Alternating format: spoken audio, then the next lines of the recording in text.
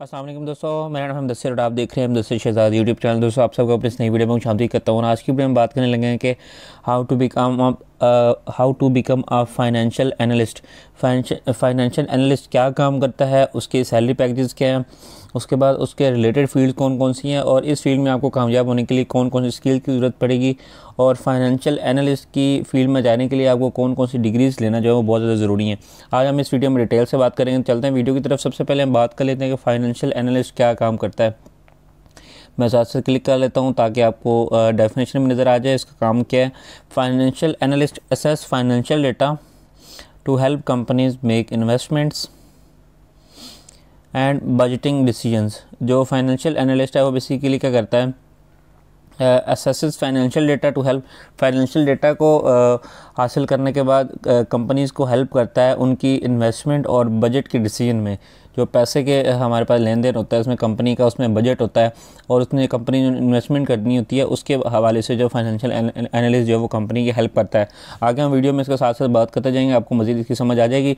अब salary ranges के हवाले से बात की जाए तो सैलरी रेंजेस इसकी बेसिकली PKR 60,000 से स्टार्टिंग है और 3 लाख प्लस तक जो है आराम से आप इसमें जो है कमा सकते हैं। ठीक है, उसके बाद जो सबसे ज़्यादा डिमांड है इसकी फाइनेंशियल एनालिस्ट की वो है जी बैंक्स के अंदर, क्योंकि पैसे सबसे ज़्यादा काम बैंक्स में होता है। उसके बाद इंश्योरेंस कंपनीज़ में भी और इन्वेस्टमेंट फर्म्स में भी। ठीक है, banks, insurance companies and investment firms, ये तीन जगह पे आए सबसे ज़्यादा जो है वो फाइनेंशियल एनालिस्ट का जो काम है वो होता है और वो कंपनीज हायरिंग करती हैं। ठीक है, सबसे पहले एक और चीज़ हम देख लेते हैं कि फ्रीलांस और फिनटेक रोल्स और फ्रीलांस में सबसे ज़्यादा जो है ना इसकी आप कह सकते हैं कि इंक्रीज़ हो रही हैं रोल्स। ठीक है, उसके बाद CFA क्वालिफिकेशन बूस्ट, इसके बारे में हम आगे बात कर रहे होंगे। CFA के बारे में क्वालिफिकेशन आपको लेनी पड़ेगी। CFA qualification boost hiring chances. अगर आपके पास CFA की क्वालिफिकेशन है तो आपके ज़्यादा चांसेस है कि आपको हायर किया जाए। ये बेसिकली सर्टिफिकेशन है। ठीक है, उसके बाद हमारे पास नेक्स्ट है कि आपके पास स्किल्स कौन कौन सी होनी चाहिए। एक एक्सेल, पावर BI और फाइनेंशियल मॉडलिंग। ये बेसिकली अगर आपके पास होती हैं एक्सेल, पावर BI की स्किल्स, आजकल जो वैकेंसीज़ हमारे पास आ रही हैं वो बहुत ज़्यादा उनमें रिकमेंडेड है कि आपके पास पावर BI की स्किल होनी चाहिए। कंपनीज़ की रिक्वायरमेंट की लिस्ट में लिखी होती है, तो ये आपके पास लाजमी तौर पर होनी चाहिए। ये डिमांड में है बहुत ज़्यादा। ठीक है, अब एजुकेशन अगर देखा जाए और स्किल्स देखा जाए, मेन अब हमारा जो अब आएगा वो सबसे पहले एजुकेशन है। वो क्या होना चाहिए, आपके पास BB होना चाहिए या फिर BS होना चाहिए। कौन सी सब्जेक्ट्स में, फाइनेंस में, अकाउंटिंग में या फिर इकोनॉमिक्स में। ठीक है, ये हमारे पास आपके पास आगे डिग्रीज, ये आप किसी भी यूनिवर्सिटी से आप कर सकते हैं। अच्छी सी इन्फॉर्मेशन चाहिए यूनिवर्सिटी के हवाले से नीचे कमेंट करना, इंशाल्लाह मैं वीडियो बना दूंगा। उसके बाद हमारे पास स्किल्स कौन कौन सी होनी चाहिए, एक्सेल की, फोरकास्टिंग, मॉडलिंग एंड रिपोर्टिंग। ये हमारे पास सारी स्किल्स हैं जो कि इस फील्ड में आप उधर बहुत ज़्यादा काम आएंगी। इसमें एक एक लफ्ज़ जो है ना बहुत ज़्यादा इंपॉर्टेंट है। जो स्किल्स में आपको मैंने अभी लिख के बताया, एक्सेल की, उसके बाद फोरकास्टिंग, मॉडलिंग, देन रिपोर्टिंग। ठीक है, अब हम आगे जो बात करने लगे डिटेल के साथ करने लगे हैं कि ये 5 कैरियर टिप्स। ये मैं जब भी कॉलम आता है ना तो मैं स्क्रीन आती है, मैं लोगों को कहता हूँ कि भाई आप स्क्रीनशॉट ले लें इसका। ये बहुत ज़्यादा आपको काम आने लगी है। ये जो 5 मैंने आपको लाइंस लिख के रखी हुई हैं ये आपके बहुत ज़्यादा काम आएंगी। इनको एक एक करके हम डिस्कस कर लेते हैं। सबसे पहले जी, learn financial modelling and forecasting. Financial modelling और फोरकास्टिंग क्या चीज़ होती है इसके हम बारे में डिटेल से बात करने लगे हैं। ये मैंने आपके लिख के रखा हुआ है इसका डेफिनेशन भी।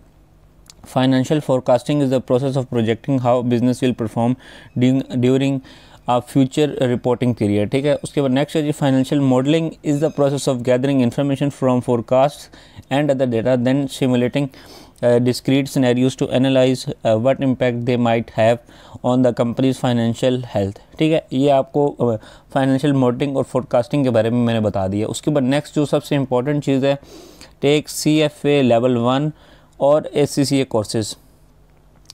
ये बेसिकली बहुत ज़्यादा इंपॉर्टेंट है आपके लिए, बट इसको आपने ज़रा गौर से सुनना है। ठीक है, गौर से इसका भी आप स्क्रीनशॉट ले लें। CFA लेवल 1 बेसिकली क्या होता है, स्पेशलाइजेज इन इन्वेस्टमेंट फाइनेंसेस, और उसके बाद portfolio management, financial analysis. It's best if you want to directly in the investment industry. अगर आपने इन्वेस्टमेंट इंडस्ट्री में जाना है डायरेक्टली तो उसमें CFA लेवल 1 आपके लिए जो है बहुत ज़्यादा इंपॉर्टेंट है। और अगर आपने ACCA फील्ड जो है ना चूज़ करनी है, ACCA के कोर्सेज़ करने हैं, तो वो किसके लिए ज़रूरी है उसकी भी डेफिनेशन सुन लें।